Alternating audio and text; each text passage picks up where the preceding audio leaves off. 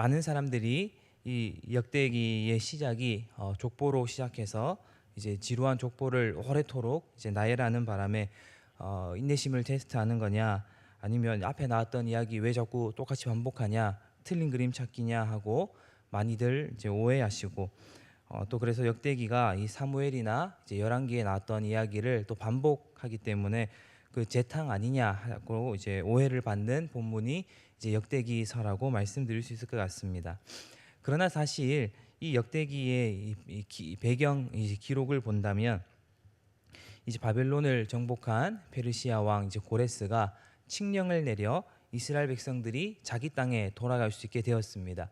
이제 자기 땅에 와서 이제 성전도 재건하였고, 이제 여러 나라로서의 이제 국가로서의 기능들을 이제 세우고 이제 회복할 수 있게 되었습니다.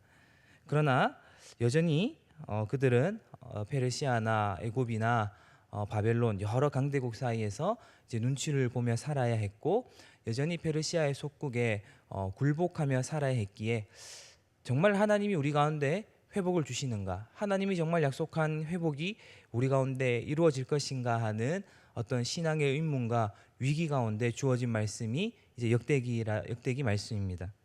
그런 의미에서 우리가 역대기 말씀을 이제 잘 생각해 본다면, 이 사실을 잘 감안해 본다면, 여러 이 족보들과 반복되는 나열되는 기사들은 이스라엘 백성들 가운데 그들이 그동안 잊고 살았던 하나님의 간섭하심과 하나님의 신실하게 일하심, 하나님의 사랑을 다시 그들 가운데 잊어졌던 하나님의 은혜를 상기시키고 그들 가운데 위로를 얻게 하는데 목적이 있다라고 말씀드리고 싶습니다.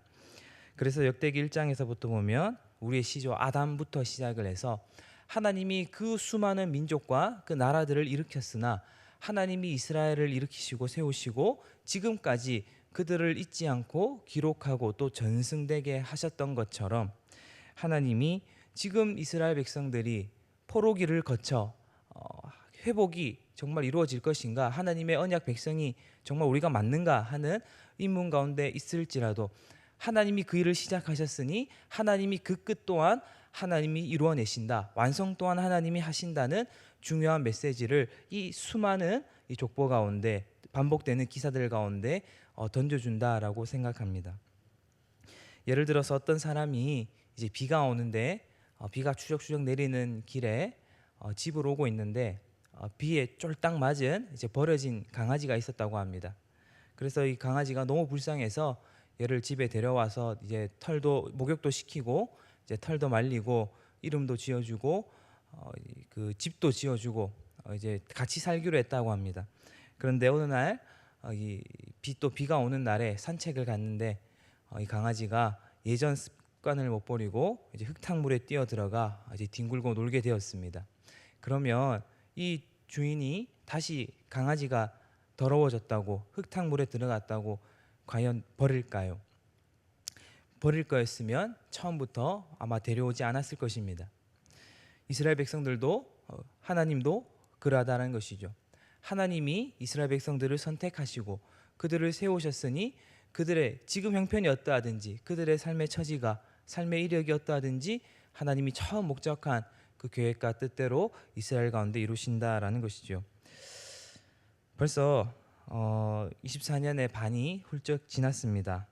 혹시 올 초에 다짐했던 일들이 어떤 진전을 보지 못하시고 처음 시작했던 일들이 성과를 이루지 못해 다시 처음부터 일을 시작하고 쌓아야 하시는 성도님들이 계신다면, 여러 근심에 걱정이 먼저 앞선 성도님들이 계신다면, 하나님이 우리 삶에 간섭하시고 우리와 함께 하시어 하나님이 목적한 곳에까지 이르게 하신다는 이 사실을 역대기 말씀을 통해서 확인하시고 힘을 얻으시는 이 새벽 시간이 되셨으면 좋겠습니다.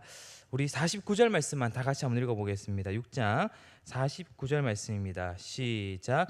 아론과 그의 자손들은 번제단과 향단 위에 분향하며 제사를 드리며 지성소의 모든 일을 하여 하나님의 종 모세의 모든 명령대로 이스라엘을 위하여 속죄하니. 아멘. 49절에 보면 아론과 그 자손들은 이스라엘 백성들을 이제 대신하여서 대제사장으로서 그들을 그 모든 백성의 죄를 속죄하는 일로 하나님이 그들을 불렀다라고 이 성경이 이야기해 줍니다. 우리 성도님들 혹시 결혼하시고 처음 요리하실 때를 기억하시는지요? 그 처음으로 그 팔딱팔딱 살아있는 그 생선을 이렇게 잡을 때, 살아있는 그 고등어랑 오징어를 이렇게 칼로 이렇게 퍽 찔러서 죽일 때, 탁 죽이면서 이렇게 미안해하면서 이렇게 죽이실 때 그 손의 감각을, 그 이상한 느낌을 잘 기억하시는지요?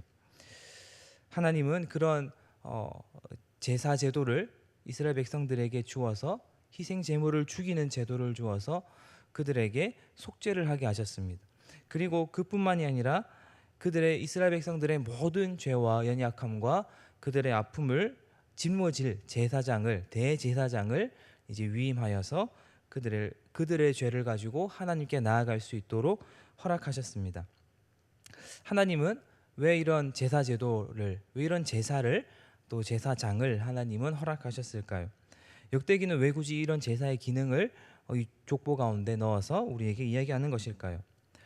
저는 이것이 하나님은 그의 백성들이 어떤 실수와 잘못 가운데, 어떤 아픔 가운데 소망 없는 자리에 있다 할지라도 하나님은 그들을 향한 회복의 길을 끊지 않으시며 하나님은 그들이 미래로 가는 길을 막지 않으신다는 중요한 메시지를 준다라고 생각합니다. 제사를 통해서 우리가 이 제물처럼 각이 떠져야 하고 가죽을 벗겨야 하고 핏부림을 받아야 되고 죽어야 하는 이런 심판받아 마땅한 존재이지만 우리가 우리 자신을 용서하기 위해서는 아무것도 할 수 없는 미약한 존재이지만 그럼에도 불구하고 우리가 하나님의 은혜를 우리가 의심하지 아니하고 변치 않는 하나님의 사랑을 우리가 믿을 수 있는, 우리를 보살피실 것을, 우리를 회복시키실 것을 우리가 확신할 수 있는 이유는 하나님이 그 회복을 처음부터 시작하셨기 때문이라는 것이지요. 이스라엘 백성들이 출애굽했을 때나 그들이 가나안을 정복했을 때나 다윗이 통일 왕국을 이뤘을 어떤 그들의 형편과 처지가 좋을 때 하나님이 시작하신 것이 아니라 그들이 하나님을 알기도 전에, 그들이 회개하고 하나님께 돌아오기 전에, 무릎 꿇고 자복하기 전에, 하나님께 어떤 도움 될 만한 무엇을 하기도 전에, 아담 전에, 창세 전에 하나님이 회복을 목적하셨고 그들을 하나님이 결정하셨기 때문에 그들이 앞으로 어떠한 처지에 놓인다 할지라도, 어떠한 아픔이 있다 할지라도, 어떠한 고통이 있다 할지라도, 하나님을 돌아설 어떠한 처지에 놓인다 할지라도 하나님이 그 자비의 손길과 속죄의 길을 앞으로 나아가를 미래를 하나님이 막지 않으시고 하나님이 그것을 중단하지 않으신다라는 것이 이제 제사이지요.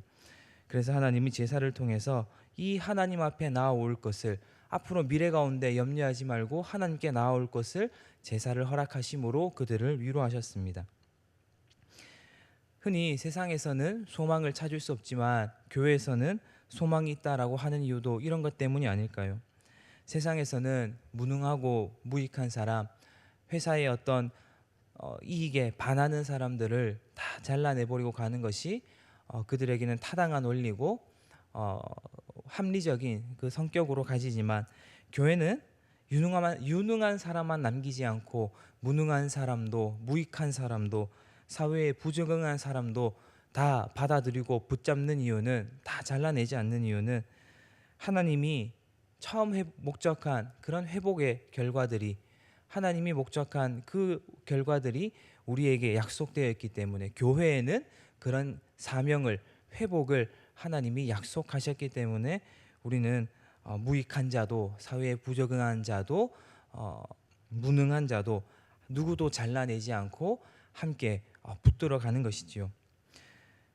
예를 들어서 팔이 부러지면 깁스를 내서 목에 달아야 하듯이, 팔이 부러졌다고 목이 나몰라라 하고 내버려 두면 자기 자신이 손해를 보듯이 하나님이 우리를 하나님과 따로 분리하지 않으시고 하나님의 사랑으로 자녀 삼으시고 우리에게 그 이름을 두시고 거룩함을 두어 우리를 회복으로 허락하셨습니다. 오늘 이 하나님의 그 큰 은혜와 사랑 가운데 삶의 큰 위로와 능력을 얻으시는 우리 모든 성도님들 되시기를 주님의 이름으로 간절히 축원합니다. 기도하겠습니다. 살아계신 하나님, 저희들이 세상을 살아가며 어느새 하나님을 주목하는 신앙에서 떠나 세상의 원리와 방법에서 답을 찾고 있진 않았나 한번 우리들의 삶을 반성해 봅니다. 우리가 상상할 수도 없고 생각하지도 못했던 방법으로 일하신 하나님, 우리의 소망과 회복이 오직 하나님께만 있음을 고백합니다.